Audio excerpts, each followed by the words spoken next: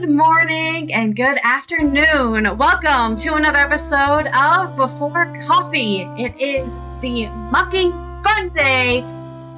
The day where we cover all of the news that we missed over the weekend and also things that are happening today. So I hope you're ready for a lot of interesting topics, a lot of variety of topics as we go over the news here on Before Coffee, the comprehensive news Planet Earth podcast. Me and my dad look at the news 10 to 15 minutes started, and we haven't had any caffeine. So, what's in the headlines today? Today on Before Coffee, controversy as Syria's de facto ruler declines to shake hands with German Foreign Minister Annalena Baerbock. Prospects for fruitful dialogue. The Minister of the Economy extends his hand to the left, detriment of RN in France. In the U.S., Winter storm Blair blasts half of the U.S. population with frigid conditions, and in Crimea, we have an oil spill.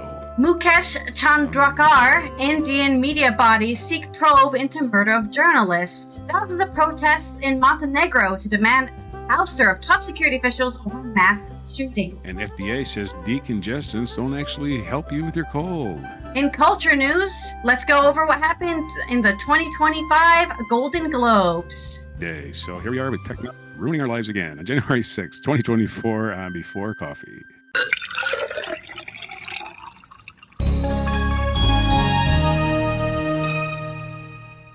It's Monday, so everything's going to go wrong, but that's okay because we're still going to cover the news whether or not technology wants to help us or harm us. So, today's first story is coming off after the foreign minister meeting that we talked about on Friday that was going to happen over the weekend with France and Germany. Unfortunately, Syria's de facto leader has caused little controversy by not shaking hands with the foreign minister Annalena Baerbock amid continued concern over the conservative policies being introduced by Syria's interim authorities. This is on the New Arab. Baerbock and her French counterpart Jean-Noël Barrot visited Syria in a sign of support for a transitional government, where they expressed willingness to help the war-torn country after Bashar al-Assad's regime was toppled last month, making them the first European officials to do so. But upon arriving to the presidential palace in Damascus, al-Shara extended his hand out to Barrot but not to Baerbock, instead placing it on his chest. I think that's just his religious belief. You don't have to get angry about it. Some strict interpretations of Islam forbid any physical contact with people of opposite genders if they are not married or related. Okay, then controversy over. We've covered it. Barrot had initially placed his hand on his chest too, then extended his hand out when al-Shara did so. The initiative was met with a backlash by people online who say they are worried the rebel-turned rulers are trying to enforce an Islamic identity on an education system. Oh no! Not like those Christian Democrats which do the same thing. Others defended al-Shara and said he was free to choose to shake a woman's hand, arguing it was not disrespectful. I agree with that statement. If we're going to have equality, that includes religions, which means people are allowed to practice their religious beliefs, like not touching women if they're not allowed to. Religious belief, I don't see the problem. As I traveled here, it was clear to me that there would obviously be no ordinary handshakes on Friday evening, as cited by a German newspaper Bild.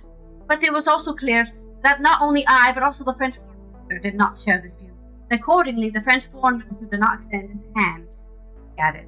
Al-Shara heads Hayat Tahrir al-Sham, HTS, a hardline Islamist group, which was formerly Al-Qaeda's branch in Syria, although it severed all links with it in 2017. They had set a de facto government in Syria's northwestern Idlib province before launching their fighting offensive, which reached Damascus on the 8th of December and effectively ended the Assad family's 53 rule. The Islamists' rise to power has sparked fears over our minority and women's rights in the country, despite the HTS repeatedly vowing to respect the rights and freedoms of all Syrians, regardless of gender and religion. This is just a handshake, people. You don't have to freak out. Give them a chance before you start shaming them. Al-Shara said last week that it would take 4 years before this happens, raising concerns about whether the country has a democratic future. A statement on Twitter, French Minister Barrot said he and Baerbock have received assurances from new Syrian authorities that there will be a broad participation, particularly by women, in the political transition. Baerbock and Barrot reportedly told Syria's Factor that women's rights represented a basic indicator of social freedoms, adding, "Women's rights are not a separate issue, but rather a reflection of the level of freedom in any society." Syria's conflict erupted in March 2011 when Assad's forces violently repressed protests, sparking a bloody civil war that has seen the intervention of regional and global powers as well as foreign militant groups and extremists. So there's your controversy. It's not really controversy. Yeah, the guy didn't shake your hand because he has different religions. At the end, people need to have a bit more understanding. And, he did this. This is still, for me, as somebody who, maybe if you're a foreign minister, you know things about culture and you understand that other people have different cultural values. And for this seems quite respectful to me if you bow down like this. It's still as respectful as a handshake. God damn. And this is why the normal scrub on Twitter is not a foreign minister. They don't, cause a war because you didn't shake my hand.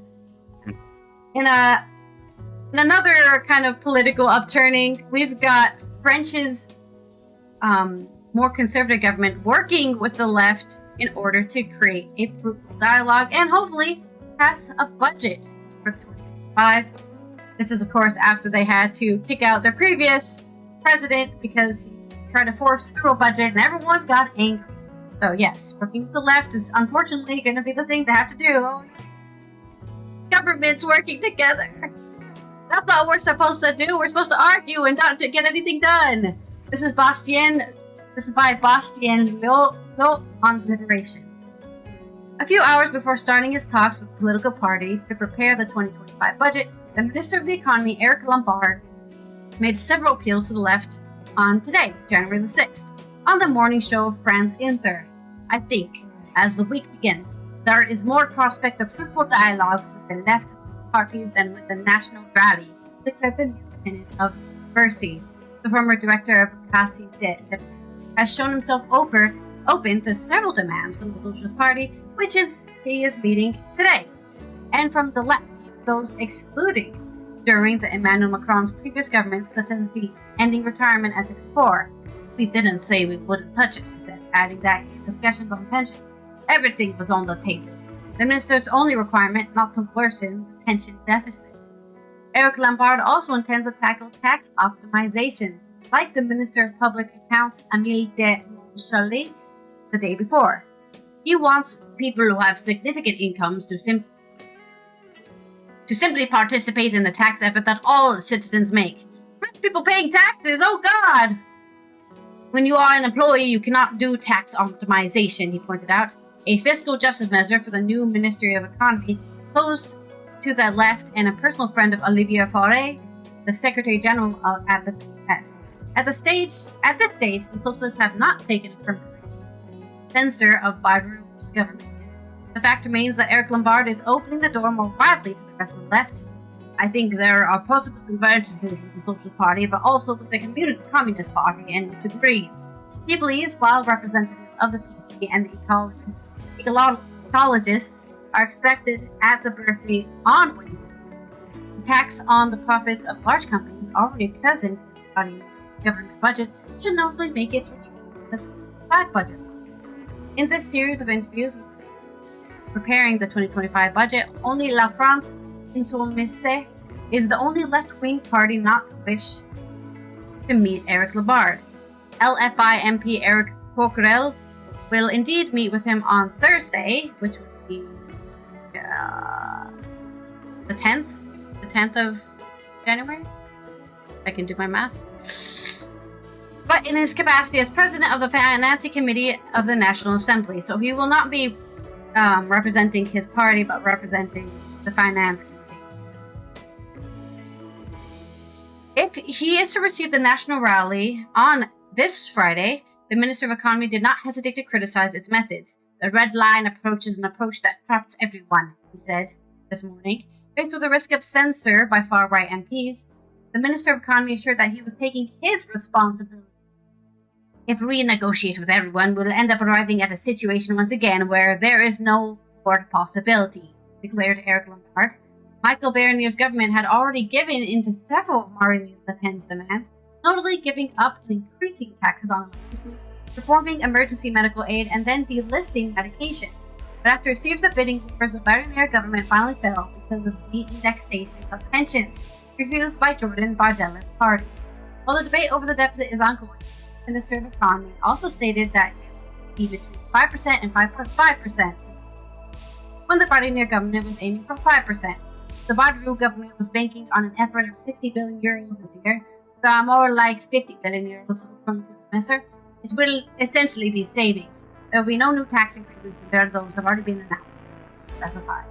So there we go. Your political news coming out of, foreign ministers, European foreign ministers, and France's continuing budget drama. Yeah, everybody wants to hold each other's hand and feel warm about each other. Politics is boring. I'm sorry. All they do is waste everybody's time. And winter storm Blair blasts half the U.S. population with frigid conditions. This is from Business Insider. For some reason, it took 4 people to write this. We have Lauren Stussy, Catherine Tangelicalis, something, Lippert, Joshua Niken Zitzer, and Theobald Sprillet. Let's get on with the story now. We read half of it already. Parts of the U.S. are being battered by Winter Storm Blair, with states of emergency declared. The frigid conditions are impacting travel, with flights canceled. Snow is forecast for Washington, D.C., as the area prepares for the January 6th stuff. Blizzards, ice storm warnings, unpleasant cold conditions are blowing into much of northern U.S. The Arctic outbreak, the Winter Storm Blair by the Weather Channel, the National Weather Service gives those names out, not the Weather Channel. Whatever. Is bringing heavy snow to areas in the mid-Atlantic region that haven't seen such weather in a decade, the National Weather Service warned. Heavy snowfall is seen in places like Kansas City, Missouri, where local media reported 10 inches of snow on Sunday night. FlightAware data showed that more than 1,444 flights within, into, or out of the U.S. canceled as of Monday at 7:40 a.m. Eastern Time, which is just a little while ago. More than half of Monday's flights were canceled in Washington, More than half of Monday's flight were canceled at Washington, D.C.'s National Airport, where nearby Baltimore Washington International Thurgood Marshall Airport saw 190 flights, or 37% of those scheduled Monday, canceled. Kansas, Missouri, Kentucky, Virginia, West Virginia, and Arkansas have declared states of emergency, with New Jersey Governor Phil Murphy declaring a state of emergency for several counties. As of 7 a.m. Eastern Time Monday, nearly 250,000 utility customers were without power across Kentucky, Indiana, West Virginia, Illinois, and Missouri, per poweroutage.us, which tracks power outages across the U.S. The National Weather Service Weather Prediction Service said Monday that the adverse weather would move towards the mid-Atlantic throughout the day, bringing up to 12 inches of snow and dangerously cold temperatures. Snow, possibly mixed with sleet and freezing rain, could also reach 10 inches in Washington, D.C., where the preparations are underway for we care about that. D.C. Mayor Muriel Bowser on Sunday declared a snow emergency, which will remain in effect in the area until the end of Tuesday, January 7th, according to a press release from Bowser's office. Additionally, cold weather warnings have also been issued in Baltimore, Cincinnati, Louisville, and St. Louis, with kind of doubling down on the same information, with officials warning to limit the travel in impacted areas, the Weather Channel reported. In all, about half of the U.S. population is expected to experience freezing temperatures over the next week, Axios reported. More than 10,300 flights on Sunday had either been delayed or canceled due to the storm, per Forbes, including triple-digit flight cancellations for Kansas City, St. Louis, Dallas, and Fort Worth. The numbers of impacted flights are expected to continue to rise. Probably. Airlines including American, Delta, Southwest, and United said that they are waiving change fees for flights impacted by the storm. Isn't that nice? That's right. Just wants to make some money today. We got to pay our employees whether they're flying or not. So there's your story on the weather. Now we're going to go to an oil spill in Crimea. Oh, no. This is from Euronews.com.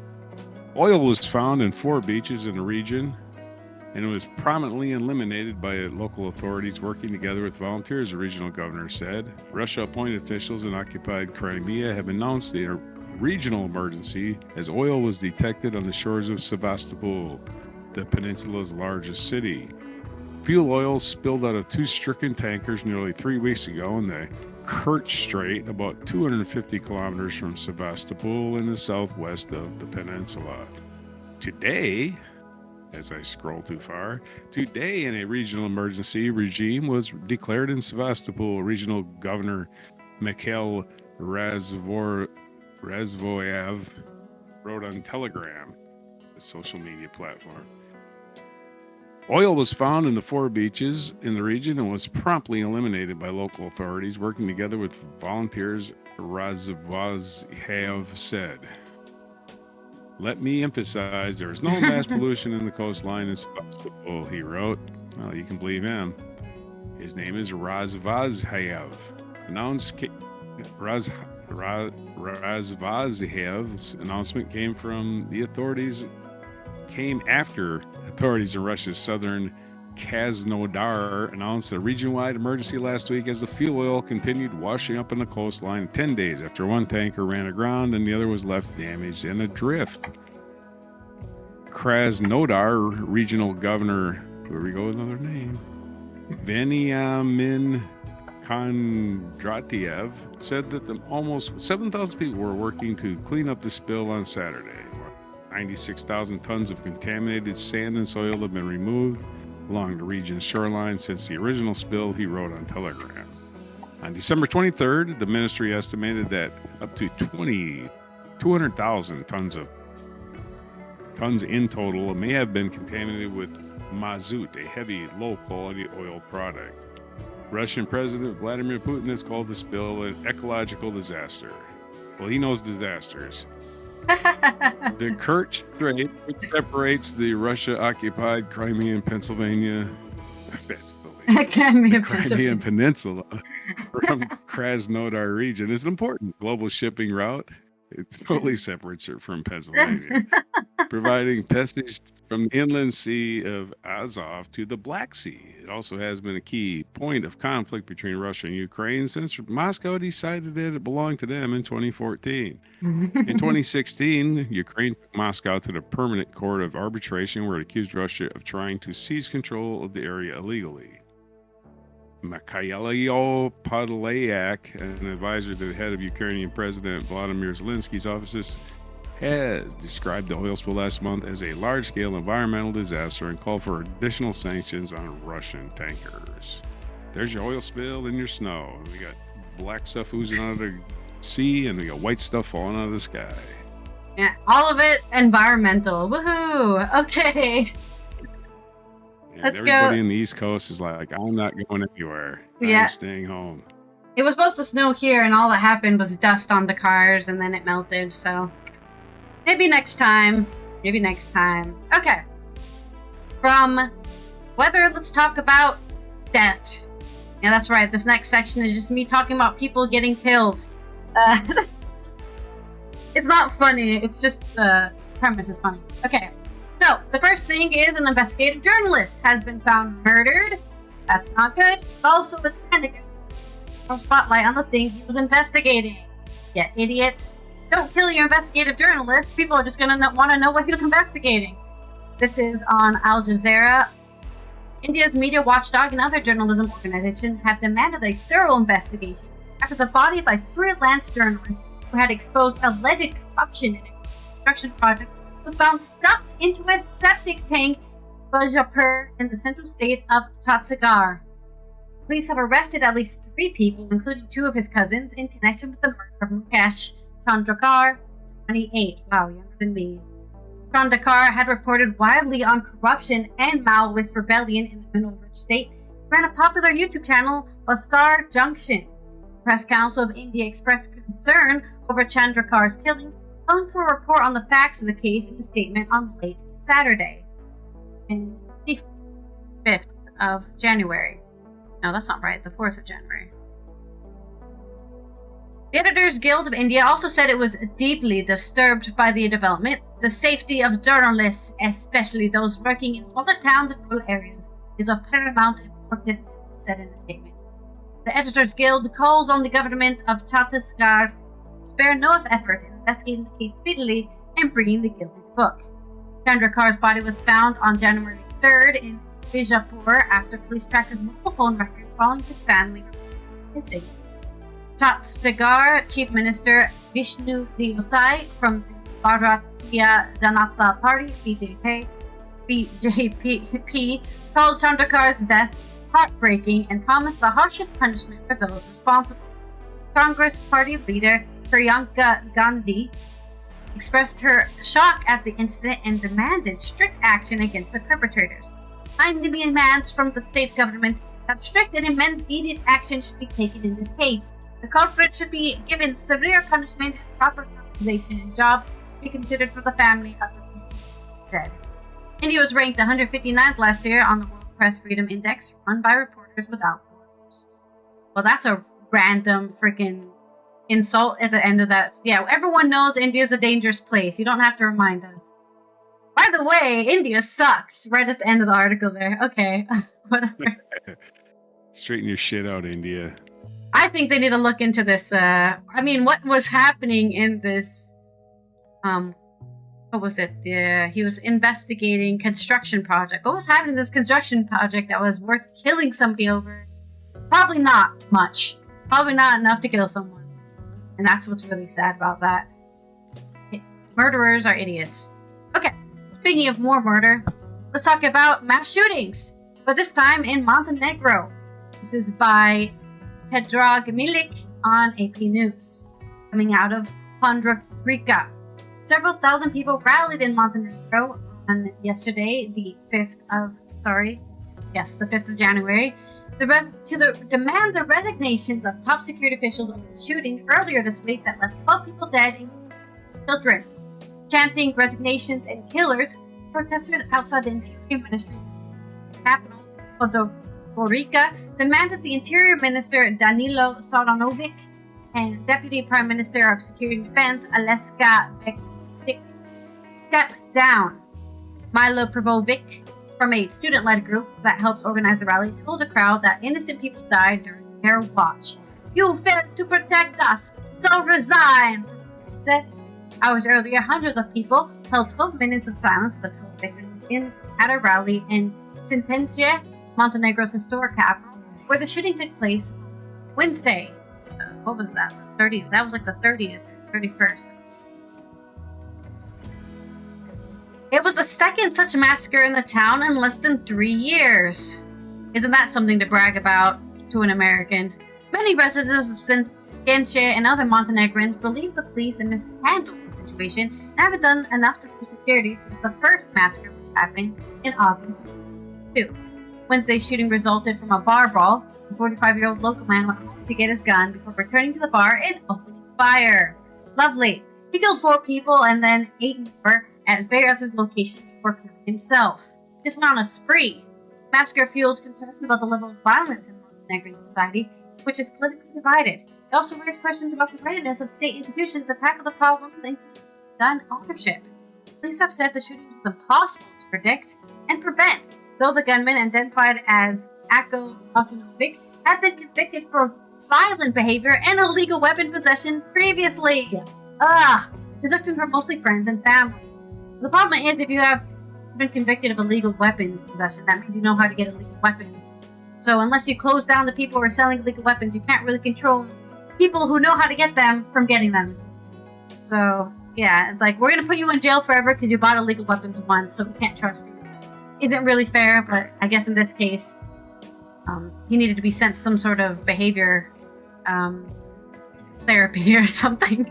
Montenegrin authorities swiftly announced a new strict gun law. Wow! You got gun law after a massacre. Not relatable. And other tough measures to curb illegal weapons, which are abundant in the Balkan nation and found 620,000 people.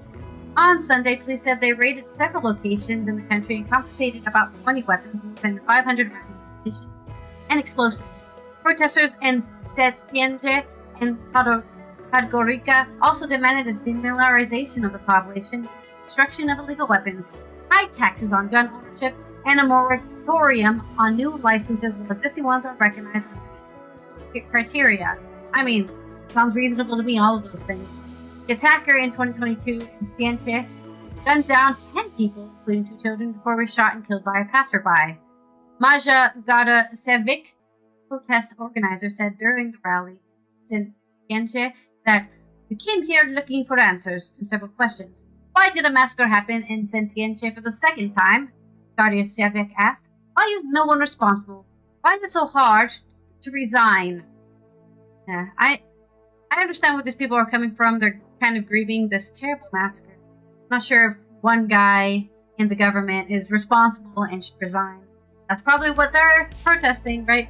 You know what? Somebody did take the guy who did it got killed. He killed himself. They don't have some closure on that, so they need somebody to take responsibility for this happening. I think it should be probably the local police or something. They should probably have a watch on this guy who owned illegal weapons and had violent behavior and has previously been arrested. But so maybe more funding for that, I guess, following around people and police stating them. I don't know. There's no solution to this because you piss anybody off. They at least passed a new law and did a bunch of raids, which is... We don't have solution. Yeah. No. We're not in charge of solutions. Yeah. Not today, anyways. But there's my stories. Rest in peace. Nobody's paying me to find these answers. Yeah. Rest in peace, Mukesh, who tragically got killed for investigating a construction site, and those 12 victims of the shooting last Wednesday. On to your story. Okay, in the United States, we're talking about the FDA, and they're saying a decongestant that, of course, many corporations and companies are making oodles and oodles of money on, doesn't even work. That's right. They're just telling you shit that don't work. It's snake oil. It's a placebo. Changes are coming in the cold. This is from Matthew Perrone from AP News. Changes are coming to the cold and cough aisle in your local pharmacy in the U.S. as officials are moving to phase out the leading decongestant found in hundreds of over-the-counter medicines, concluding that it doesn't actually relieve nasal congestion. Oh, no. Phenylprine, but it's really a long word to just say phenylprine, is used in popular versions of Sudafed, Dayquil, and other medications, but experts have long questioned its effectiveness. Last month, the Food and Drug Administration formally proposed revoking its use in pills and liquid solutions, kicking off a process that's likely to force drug makers to remove or reformulate products. This is actually an old story. I've been hearing about this forever. Don't buy those cold medicines. They don't work. They only work on getting you high, as far as I know. NyQuil's only active ingredient that works is alcohol, right? Yeah. It's a win for skeptical experts, including researchers at the University of Florida, who petitioned the FDA to revisit the drug's use in 2007 and again in 2015. Wow. For consumers, it will likely mean switching to alternatives, including an older decongestant. An older decongestant that was removed to behind the pharmacy counter nearly 20 years ago. Doctors say Americans would be better off without phenylprine. It's a long word. Phenylphrine? I don't know how to pronounce it. It seems like it's phenylphrine, which is often combined with other medications and medicines to treat the cold, flu, and fever and allergies. People walk into a drugstore today and see 55,000 medicines on the shelf, and they pick one that's definitely not going to work, said Brian Shower of the Cleveland Clinic. You take away that option, and it will be easier for them to self-direct towards products that will really help them. Why is the FDA doing this now? The FDA decision was expected after federal advisor last year voted unanimously that the oral phenylphrine, or however you pronounce it, medications haven't been shown to relieve congestions.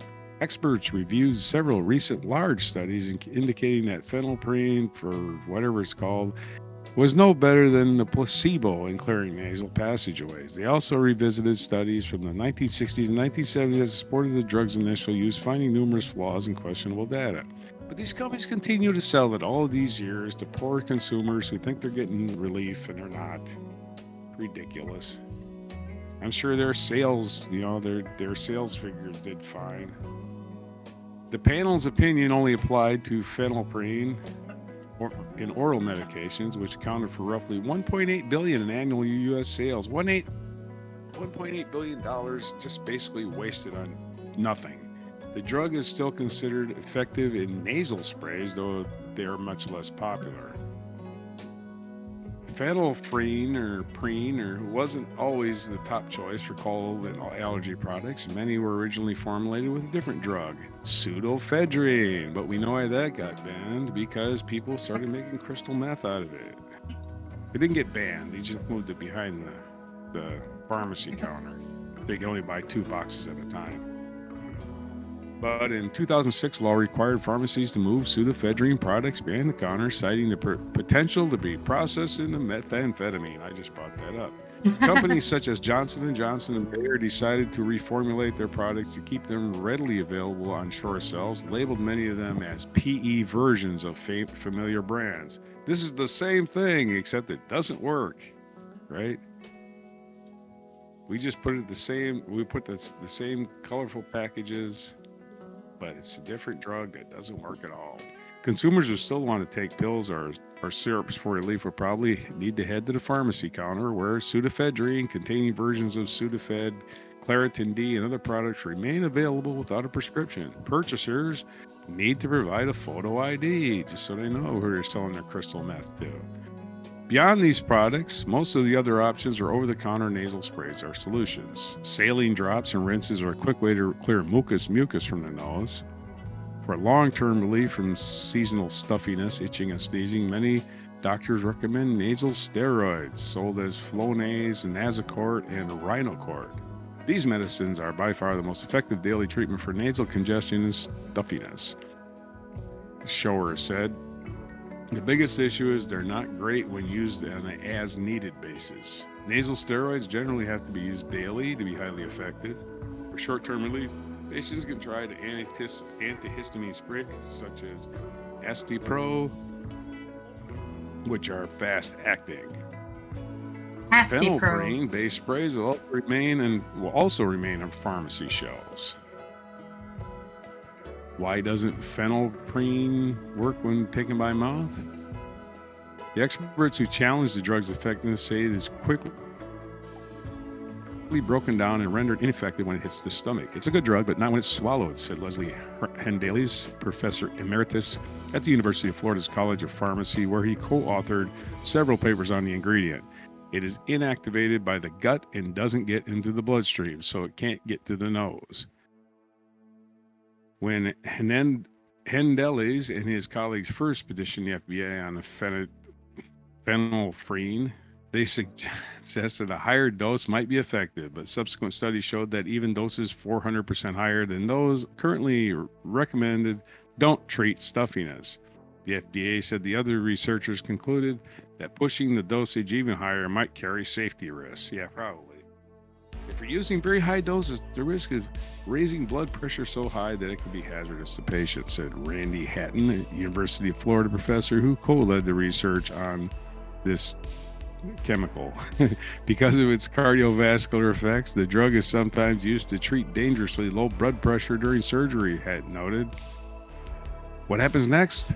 Oral phenylprine medicines will still be with us for a while. Government regulators must follow a public, multi-step process to remove the ingredient from the FDA's list of drugs approved for over-the-counter decongestants. For 6 months, the FDA must take comments on its proposal, including from consumers and companies. Then the FDA must review the feedback before writing a final order. Even after that decision is finalized, companies will likely have a year or more to remove their snake oil from the shelves. So yeah, don't buy these products. They don't work. If you want the real stuff, you got to go talk to the pharmacist, and there's no prescription required. You just have to show your ID, and you get some real Sudafed that's going to dry up your sinuses. So there's your story.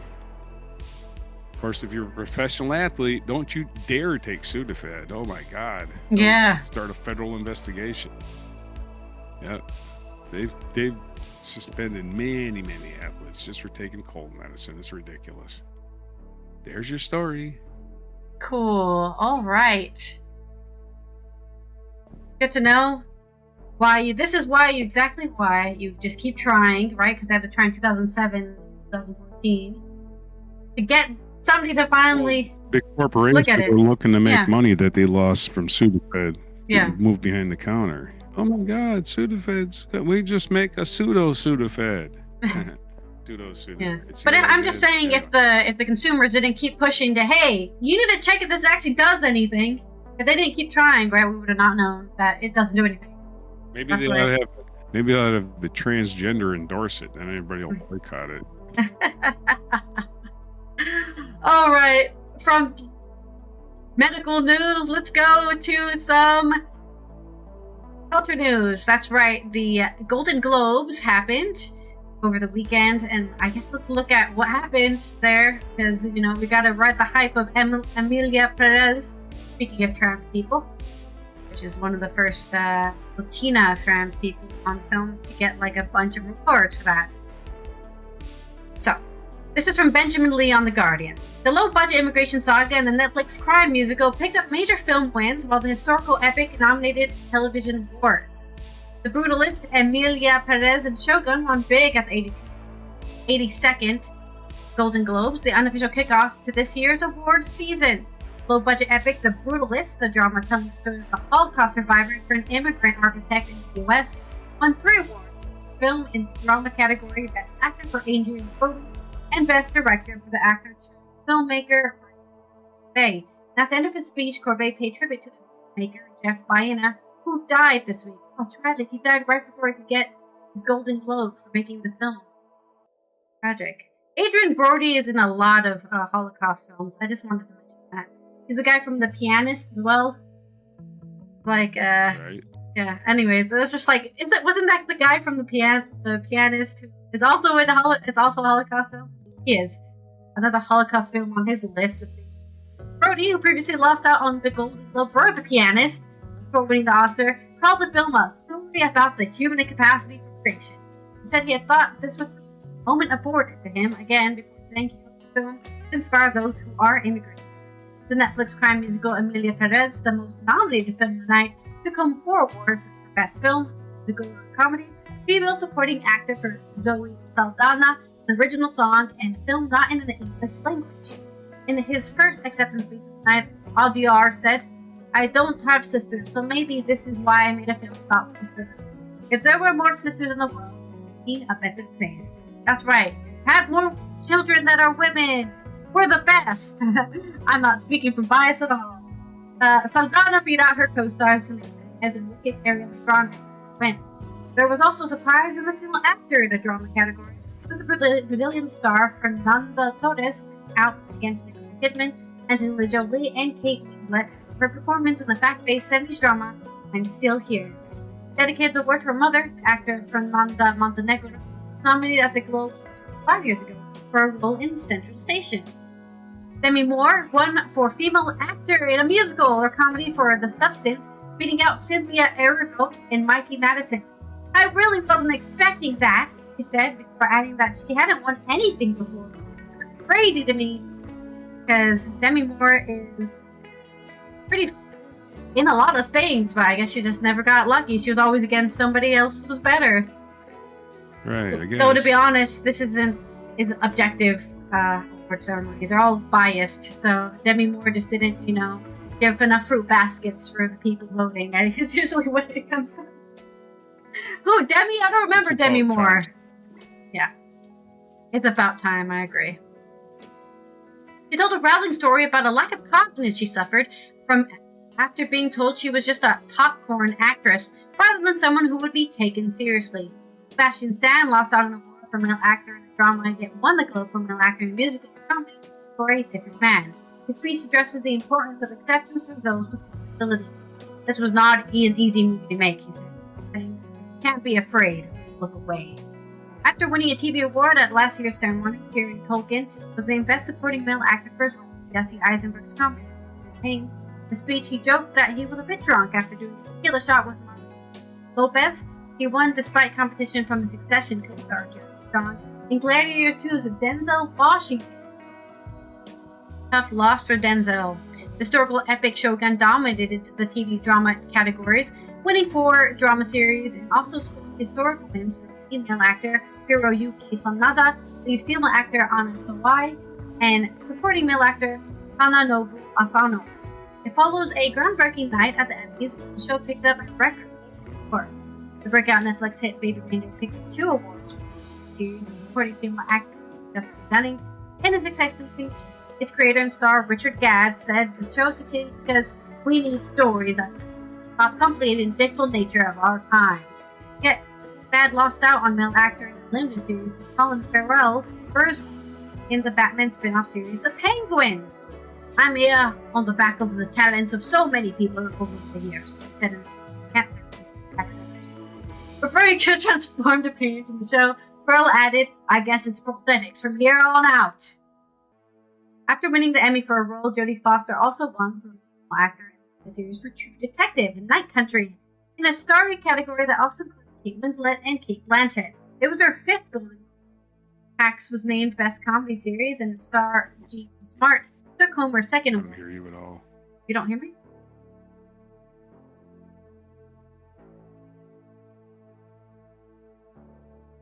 I seem to be outputting audio on my end. Hello? Yeah, I hear myself on the stream, so... Oh, he disconnected. There you go, that's why. Okay, anyways. It was named Best Comedy Series, and its star, Jean Smart, took home her 2nd, the lead, beating out Catherine Hahn and Ayo Edebiri, while Jeremy Allen White won the lead male actor role in the comedy Fair. White, who is currently filming a Bruce Springsteen biopic, wasn't in attendance. So, there's your stories. Nominated films that came away empty-handed included Anora, Dune Part 2, A Complete Unknown. Well, A Complete Unknown just came out. Like I said, I don't know if it's going to win any awards. It just came out. It doesn't have the hype of being out for a while. Did it get nominated? Yeah, it did get nominated. But it came out empty-handed. Oscar time. Yeah. Well, television shows that were unrewarded, including Abbott Elementary, Only Murders in the Building, Disclaimer, and Mr. and Mrs. Smith.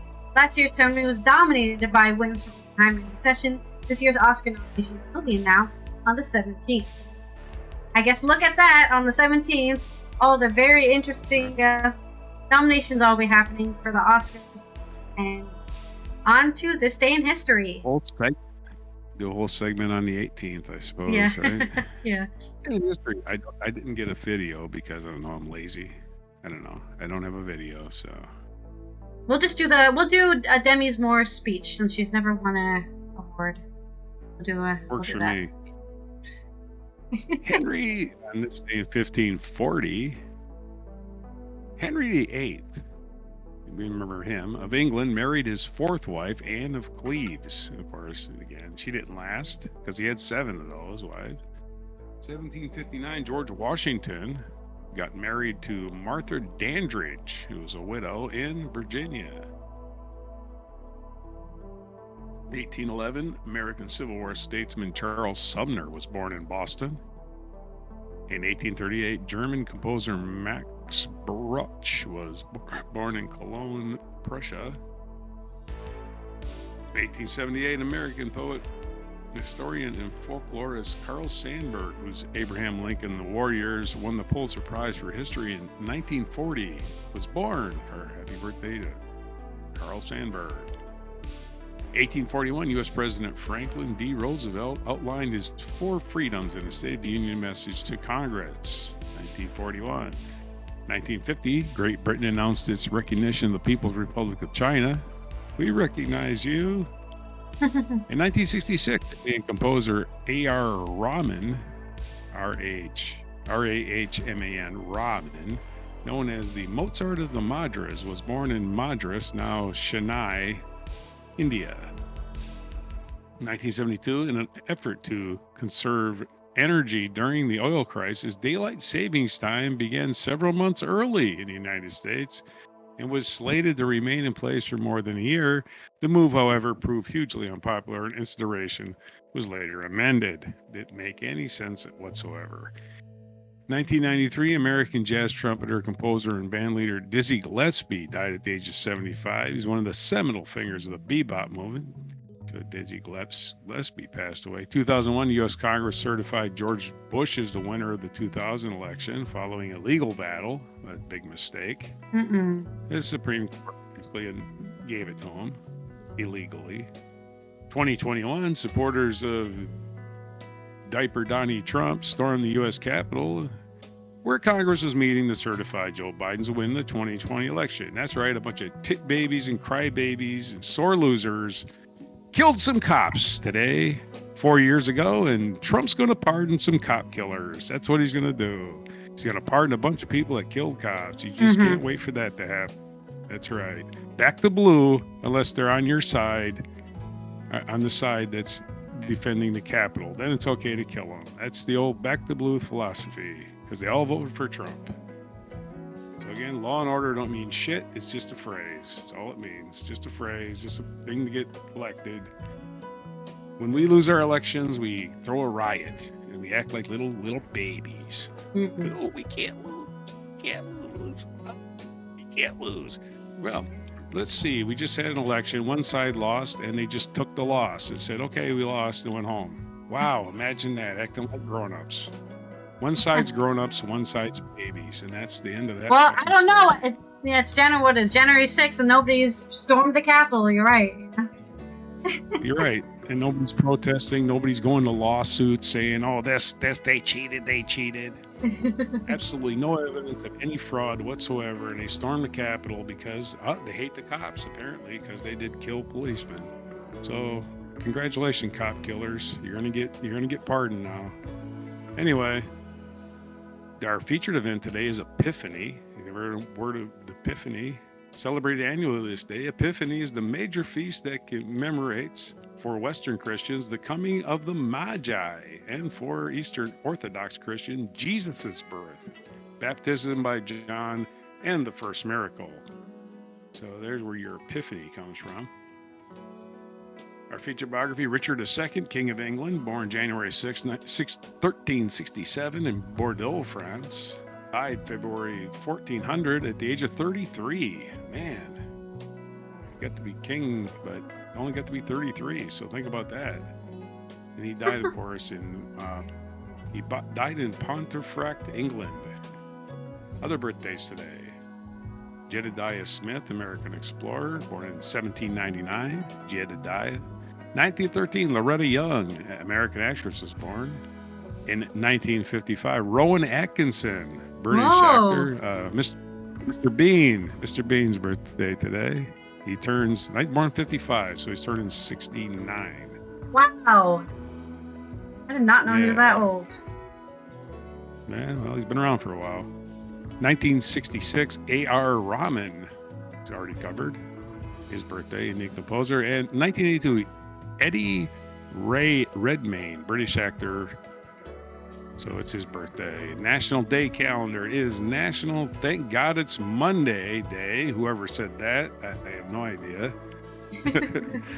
Oh, thank God it's Monday. I can go to work. Yeah, work weirdos. all the time then. If you wait, if you like Monday so much, stay at work. Okay, how's that sound? National Bean Day. It's National Bean Day. So yeah, get that beans, the magical fruit. The more you eat, the more you toot. The more you toot, the better you feel. So let's have beans for every meal. National Shortbread Day also today. So that's good with your beans. Beans and shortbread. National Cuddle Up Day. That's good for those people that are going through these storms. So you can cuddle up, make a couple babies. You know, and then eat them for food. Wait a minute. Never mind. Don't eat your babies. This is not a daughter party. It's National Technology Day. So those are your things. All your holidays, all of these things we can waste your time on for January 6, 2025 on Before Beans. Beans are the best soup, the real superfood. They have all the things that you need, and they suck up all the nutrients from the soil, and they give it to you. I love beans. For the question you had, Vanka, about how do you get nominated by the Golden Globes, how it works now, it used to be 75 nations around the globe, or in 2021, or sorry, it was expanded in 2023 to include 75 different nations around the globe, 60% of a diversity factor, and includes 300 journalists from all around the world, in which they decide who they want to nominate and also decide who wins. So basically, you probably get a thing in the mail saying, congratulations, you have been selected for the Hollywood and Foreign Press Association to vote for the thing. Go tell us who you think should win, and they draft up their nominations and draft up who gets to win. And that's why I was saying, making jokes about fruit baskets, because the way you have to be in people's periphery in order to get voted in. So in a way, it is a popularity contest. So if Demi Moore just never tried to get any attention and, hey, vote for me, I think I did a really good job, then that's probably why she never won anything until now. I was just making a joke. It's not the Oscars, because the Oscars, it's not like the Oscars, because the Oscars only cover movies, and the Golden Globes cover TV shows. A lot of things, yeah. And the Golden Globes was must-watch TV when Ricky Gervais was hosting it. Yeah. And he did it like 6 years in a row, just hilarious monologues. Yeah. Didn't care who he offended. Those are the best. Anyway, that's everything for today. I guess we're done. Yeah, there's no international UN day today. There isn't one for a while, actually. So January is pretty. If you want to add a new UN international observance, start mailing them today and say, hey, you should put one on the 6th of January. Because there's really none in January. Right. January is pretty smooth. But UN recognition of wearing your underwear outside your clothes day. Hope you guys have a good rest of your Monday, even though it is a Monday. We will see you tomorrow for Good News Tuesday, so make sure you subscribe to the Ali and Ron's channel and you have your notifications turned on. Like this video and comment down below if you think another show or actor should have won the Golden Globe Awards. What you think about drugs that don't do anything, that you've been buying this whole time thinking they did something. And here's our mic drop. What do you want to say? Go ahead. Go ahead and play it. Okay. Here is our mic drop moment. I don't have the video. I'll just sit here. I'm just I forgot to say in the video, sorry. I've been doing this a long time. You can watch the stream. Over 45 years. And this is the first time I've ever won anything as an actor. Tragic. I'm just so humbled and so grateful. 30 years ago, I had a producer tell me that I was a popcorn actress. And, and at that time, I made that mean that this wasn't something that I was allowed to have, that I could do movies that were successful, that made a lot of money, but that I couldn't be acknowledged. And I bought in, and I believed that. What's wrong with the sound, man? And that corroded me over time to the point where I thought a few years ago that maybe this was it. Maybe I was complete. Maybe I've done what I was supposed to do. Demi Moore is my age, almost exactly my age. This magical. It's taken her this long to finally get a Golden Globe or any award, I guess. She's deserving. So much older than me too. She looks way older. Oh yeah, sure. She looks way younger, I think is what you mean. And I am so grateful to Coralie for trusting me to step in and play this woman. You have bad audio in yours? For Margaret, for being the other half of me that I couldn't have done without, for looking out for me. To the people who've been with me for over 30 years, Kevin Uvain, Jason Weinberg, everybody at CAA, Untitled, Lead, all of the people who've stood by me, especially the people who've believed in me when I haven't believed in myself. And I'll just leave you with one thing that I think this movie is imparting is in those moments when we don't think we're smart enough or pretty enough or skinny enough or successful enough or basically just not enough. I had a woman say to me, just know you will never be enough, but you can know the value of your worth if you just put down the measuring stick. And so today I celebrate this. Be enough for yourself.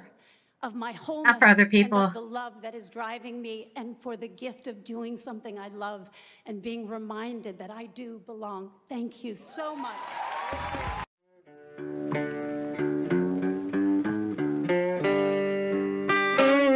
Be sure to hit the like, subscribe, and notify buttons, and follow our other channels, Toxic Alley, History of Gravy, and Scratchy Old Records.